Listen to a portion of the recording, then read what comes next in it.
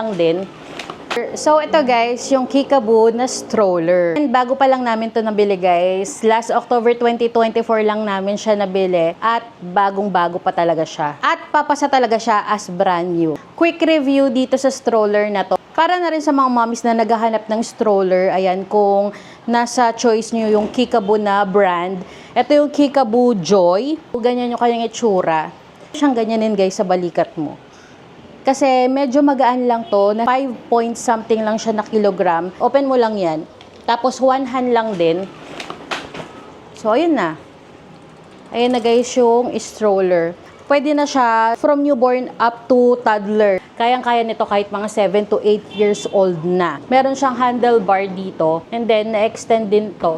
Yung footrest. Ayan. Magaan lang siya guys ha, pero alam mo yung ano niya, spacious. Tapos, sa maganda pa dito, meron siyang compartment dito na pwede mong lagyan, like wipes, baby bottle, ganyan. Meron din siyang kasamang cup holder na. So, igaganyan mo lang. Ayan. Tapos ganyan yung kanyang canopy. Ayan, meron ka ditong sobrang laking window para kay baby, para makikita mo siya kapag natutulog. Or pwede mo rin naman takpan. Ang gusto ko pa dito, isa pa ha, very smooth ng gulong niya. Natatanggal din to guys, yung handlebar niya. And then, kapag ihiga mo naman si baby, all the way.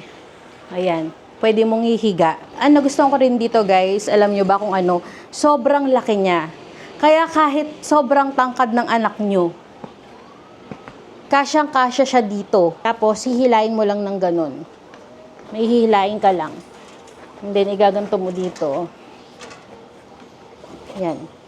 Ang maganda dito kasi yung backrest niya. Hindi siya nakahigang sobra. Ayan, nakaganyan talaga siya. Para yung talagang likod niya is nakaupo lang. Ayokong i-let go tong ano na to guys, stroller na to. Kasi sobrang ganda niya talaga. Sobrang laki ng compartment niya sa baba. As in, buong backpack namin, nalalagay ko dito. Kaya sobrang okay talaga sa akin ng stroller na to. Kaya kung bibili kayo guys, kung choice nyo is Kickaboo, piliin nyo si Joy compare kay Chloe. Si Chloe, maliit lang siya. Pinakagusto kong features dito. Tignan nyo, wand lang talaga. Ayun na. 'Di ba? Auto fold na siya guys. Gaan lang siya.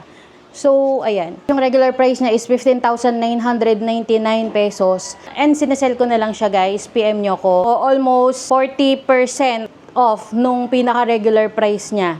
Pwede pang tumawad pero hindi na super duper tawad na tawad naman guys. Ha? Kasi talagang papasa to as brand new. Walang issue guys. So, PM me on my IG kung interested kayo dito kay Kickaboo na Joy. So, ayun lang guys. Buyers!